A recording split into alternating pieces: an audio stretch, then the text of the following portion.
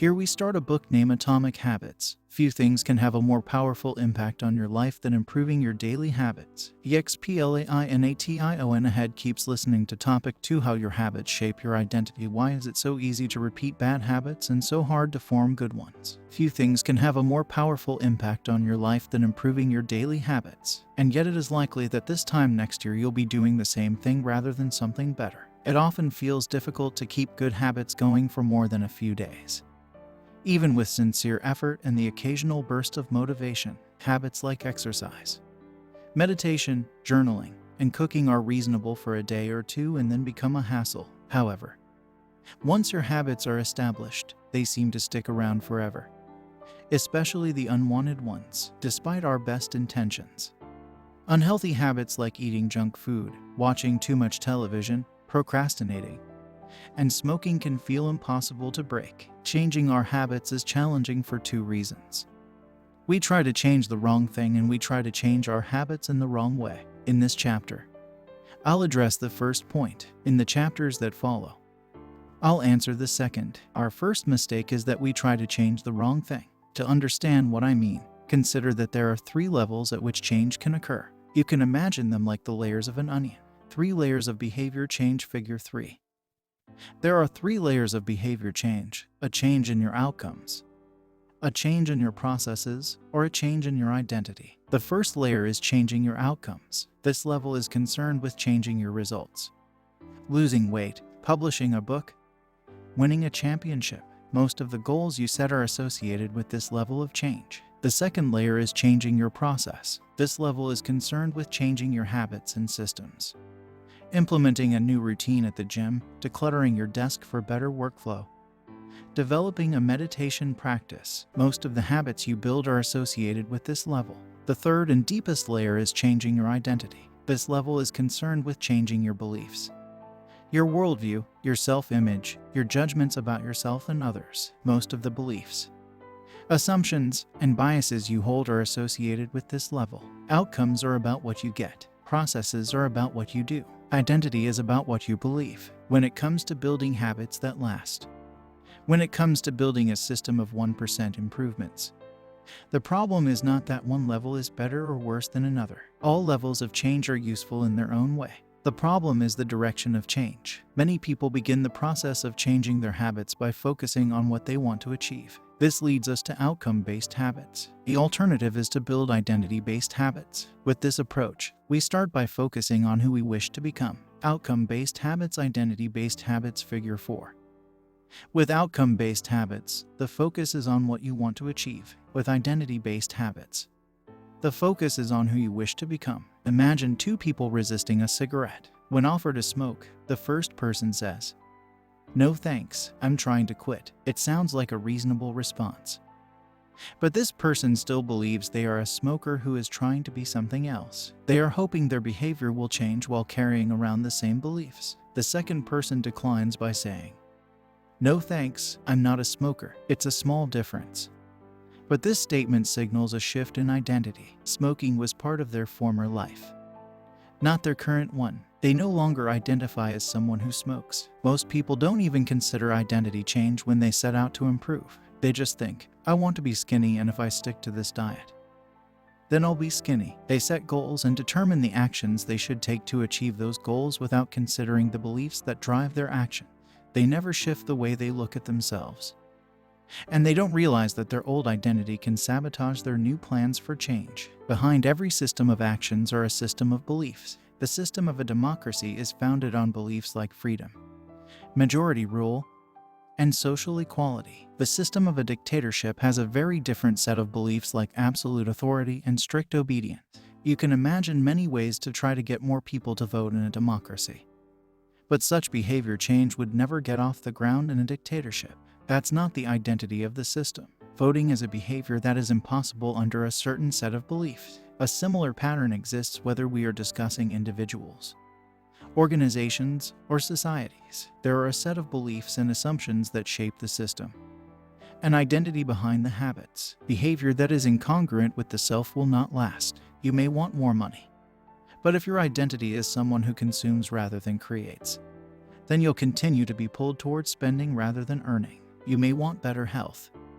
But if you continue to prioritize comfort over accomplishment, you'll be drawn to relaxing rather than training. It's hard to change your habits if you never change the underlying beliefs that led to your past behavior. You have a new goal and a new plan, but you haven't changed who you are. The story of Brian Clark, an entrepreneur from Boulder, Colorado, provides a good example. For as long as I can remember, I've chewed my fingernails, Clark told me. It started as a nervous habit when I was young, and then morphed into an undesirable grooming ritual. One day, I resolved to stop chewing my nails until they grew out a bit. Through mindful willpower alone, I managed to do it. Then, Clark did something surprising. I asked my wife to schedule my first ever manicure. He said, my thought was that if I started paying to maintain my nails, I wouldn't chew them. And it worked, but not for the monetary reason. What happened was the manicure made my fingers look really nice for the first time. The manicurist even said that, other than the chewing, I had really healthy, attractive nails. Suddenly, I was proud of my fingernails, and even though that's something I had never aspired to, it made all the difference. I've never chewed my nails since. Not even a single close call. And it's because I now take pride in properly caring for them. The ultimate form of intrinsic motivation is when a habit becomes part of your identity. It's one thing to say I'm the type of person who wants this. It's something very different to say I'm the type of person who is this. The more pride you have in a particular aspect of your identity, the more motivated you will be to maintain the habits associated with it. If you're proud of how your hair looks, you'll develop all sorts of habits to care for and maintain it. If you're proud of the size of your biceps, you'll make sure you never skip an upper body workout. If you're proud of the scarves you knit, you'll be more likely to spend hours knitting each week. Once your pride gets involved, you'll fight tooth and nail to maintain your habits. True behavior change is identity change. You might start a habit because of motivation, but the only reason you'll stick with one is that it becomes part of your identity. Anyone can convince themselves to visit the gym or eat healthy once or twice. But if you don't shift the belief behind the behavior, then it is hard to stick with long-term changes. Improvements are only temporary until they become part of who you are. The goal is not to read a book. The goal is to become a reader. The goal is not to run a marathon. The goal is to become a runner. The goal is not to learn an instrument. The goal is to become a musician. Your behaviors are usually a reflection of your identity. What you do is an indication of the type of person you believe that you are, either consciously or non-consciously. Research has shown that once a person believes in a particular aspect of their identity, they are more likely to act in alignment with that belief. For example, people who identified as being a voter were more likely to vote than those who simply claimed voting was an action they wanted to perform. Similarly, the person who incorporates exercise into their identity doesn't have to convince themselves to train. Doing the right thing is easy. After all, when your behavior and your identity are fully aligned, you are no longer pursuing behavior change. You are simply acting like the type of person you already believe yourself to be. Like all aspects of habit formation, this, too, is a double-edged sword. When working for you, identity change can be a powerful force for self-improvement. When working against you, though, identity change can be a curse. Once you have adopted an identity, it can be easy to let your allegiance to it impact your ability to change. Many people walk through life in a cognitive slumber, blindly following the norms attached to their identity. I'm terrible with directions. I'm not a morning person. I'm bad at remembering people's names. I'm always late. I'm not good with technology. I'm horrible at math. And 1,000 other variations. When you have repeated a story to yourself for years, it is easy to slide into these mental grooves and accept them as a fact. In time, you begin to resist certain actions because that's not who I am. There is internal pressure to maintain your self-image and behave in a way that is consistent with your beliefs. You find whatever way you can to avoid contradicting yourself. The more deeply a thought or action is tied to your identity, the more difficult it is to change it. It can feel comfortable to believe what your culture believes or to do what upholds your self-image, even if it's wrong. The biggest barrier to positive change at any level, individual, team, society, is identity conflict. Good habits can make rational sense, but if they conflict with your identity, you will fail to put them into action. On any given day, you may struggle with your habits because you're too busy or too tired or too overwhelmed or hundreds of other reasons. Over the long run, however, The real reason you fail to stick with habits is that your self-image gets in the way. This is why you can't get too attached to one version of your identity. Progress requires unlearning. Becoming the best version of yourself requires you to continuously edit your beliefs and to upgrade and expand your identity. This brings us to an important question. If your beliefs and worldview play such an important role in your behavior, where do they come from in the first place? How, exactly, is your identity formed? And how can you emphasize new aspects of your identity that serve you and gradually erase the pieces that hinder you?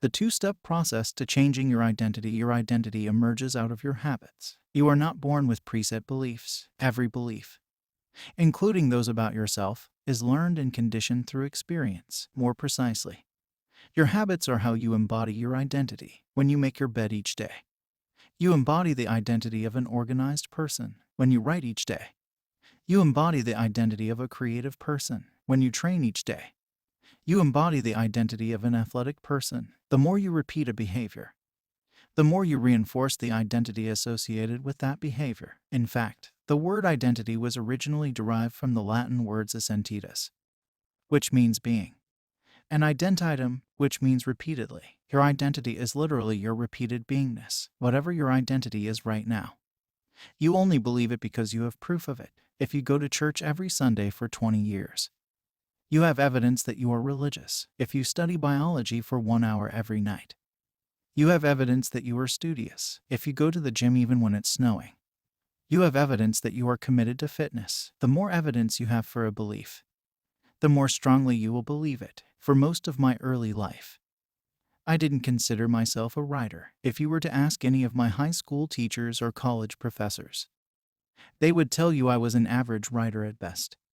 Certainly not a standout. When I began my writing career, I published a new article every Monday and Thursday for the first few years. As the evidence grew, so did my identity as a writer. I didn't start out as a writer. I became one through my habits. Of course, your habits are not the only actions that influence your identity, but by virtue of their frequency, they are usually the most important ones. Each experience in life modifies your self-image, but it's unlikely you would consider yourself a soccer player because you kicked a ball once or an artist because you scribbled a picture. As you repeat these actions, however, the evidence accumulates and your self-image begins to change. The effect of one-off experiences tends to fade away while the effect of habits gets reinforced with time, which means your habits contribute most of the evidence that shapes your identity. In this way, the process of building habits is actually the process of becoming yourself. This is a gradual evolution. We do not change by snapping our fingers and deciding to be someone entirely new.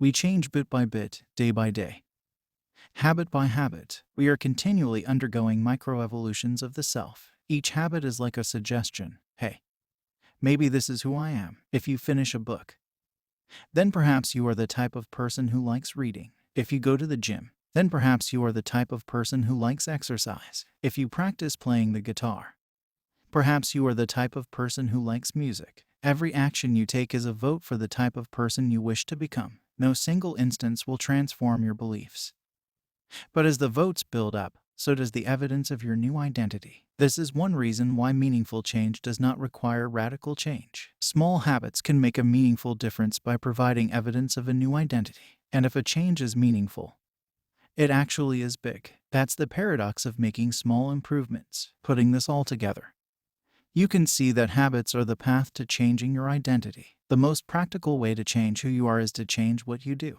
Each time you write a page, you are a writer. Each time you practice the violin, you are a musician. Each time you start a workout, you are an athlete. Each time you encourage your employees, you are a leader. Each habit not only gets results but also teaches you something far more important: to trust yourself. You start to believe you can actually accomplish these things. When the votes mount up and the evidence begins to change, the story you tell yourself begins to change as well. Of course, it works the opposite way, too. Every time you choose to perform a bad habit, it's a vote for that identity. The good news is that you don't need to be perfect in any election.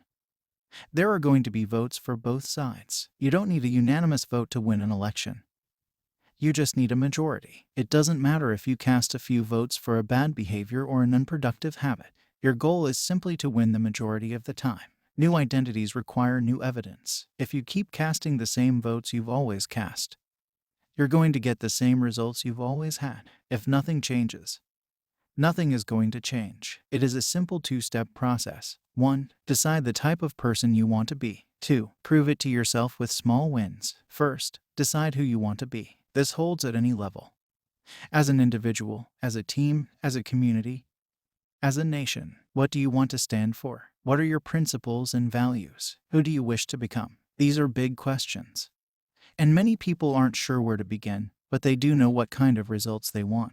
To get six-pack abs, or to feel less anxious, or to double their salary. That's fine. Start there and work backward from the results you want to the type of person who could get those results. Ask yourself, who is the type of person that could get the outcome I want? Who is the type of person that could lose 40 pounds? Who is the type of person that could learn a new language? Who is the type of person that could run a successful startup? For example, who is the type of person who could write a book? It's probably someone who is consistent and reliable. Now your focus shifts from writing a book to being the type of person who is consistent and reliable. This process can lead to beliefs like, I'm the kind of teacher who stands up for her students. I'm the kind of doctor who gives each patient the time and empathy they need. I'm the kind of manager who advocates for her employees. Once you have a handle on the type of person you want to be, you can begin taking small steps to reinforce your desired identity. I have a friend who lost over 100 pounds by asking herself, what would a healthy person do? All day long, she would use this question as a guide.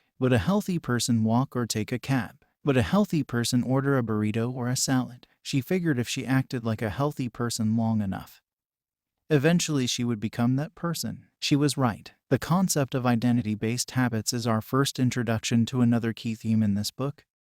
Feedback loops. Your habits shape your identity, and your identity shapes your habits. It's a two-way street. The formation of all habits is a feedback loop, but it's important to let your values, principles, and identity drive the loop rather than your results. The focus should always be on becoming that type of person, not getting a particular outcome. The real reason habits matter. Identity change is the North Star of habit change. The remainder of this book will provide you with step-by-step instructions on how to build better habits in yourself, your family, your team, your company, and anywhere else you wish. But the true question is, are you becoming the type of person you want to become? The first step is not what or how, but who. You need to know who you want to be. Otherwise, your quest for change is like a boat without a rudder. And that's why we are starting here. You have the power to change your beliefs about yourself. Your identity is not set in stone. You have a choice in every moment. You can choose the identity you want to reinforce today with the habits you choose today.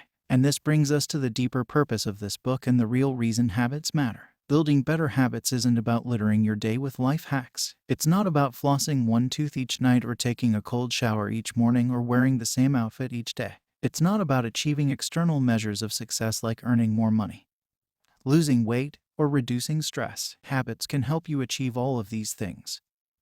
But fundamentally, they are not about having something. They are about becoming someone. Ultimately, your habits matter because they help you become the type of person you wish to be. They are the channel through which you develop your deepest beliefs about yourself. Quite literally, you become your habits. Chapter summary. There are 3 levels of change: outcome change, process change, and identity change. The most effective way to change your habits is to focus not on what you want to achieve, but on who you wish to become. Your identity emerges out of your habits. Every action is a vote for the type of person you wish to become. Becoming the best version of yourself requires you to continuously edit your beliefs and to upgrade and expand your identity. The real reason habits matter is not because they can get you better results, but because they can change your beliefs about yourself. This topic ends here. Next topic in next video. Keep learning, keep going. Don't forget to like and subscribe for more information.